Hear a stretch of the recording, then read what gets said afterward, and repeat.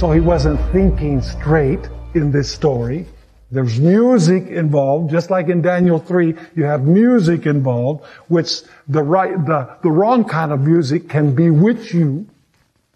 The wrong kind of music can hypnotize you. Hello? The devil knows that. That's why he's using it in the world today. So she notices that the king is drunk.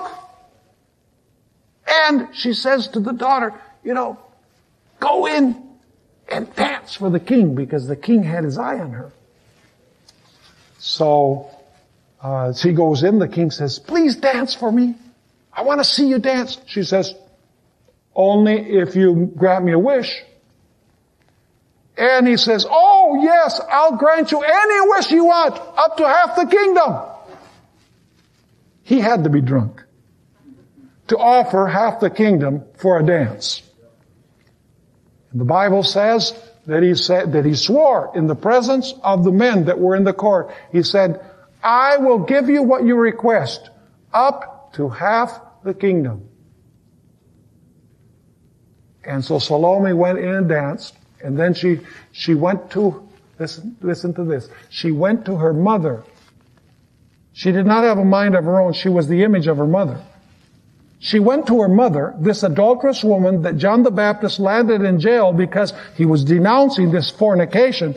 In Revelation, is there a message against the fornication of Babylon at the end of time? Absolutely. You see, this literal story illustrates great spiritual and religious principles at the end of time, worldwide global movements at the end of time. And so she goes to her mother and says, Mother, what should I ask for? And her mother says, the head of John the Baptist. Let me ask you, was she just like her mother? She was just like her mother. You say, how do we know that? What would a normal daughter have done if her mother had said, I want the head of Pastor Bor? Mother! I hope that would be the case. Mother! How is it that you ask for the head of Pastor Bor? No, that can't be. You know what she said? Okay. Was she just like her mother? She was identical. She was an image of her mother. And so she goes to the king. She says, I want on a platter the head of John the Baptist. And now the king saw that he had been deceived. But it was too late.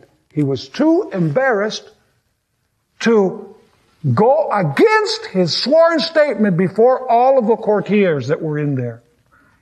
And so he did what Pilate did. He washed his hands.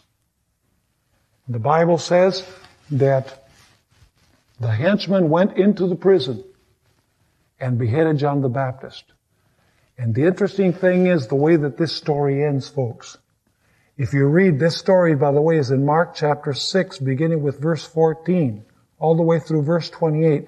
It says that the man who cut off John the Baptist's head brought his head on a platter and gave it to the girl, and the girl gave it, or the daughter gave it to her mother.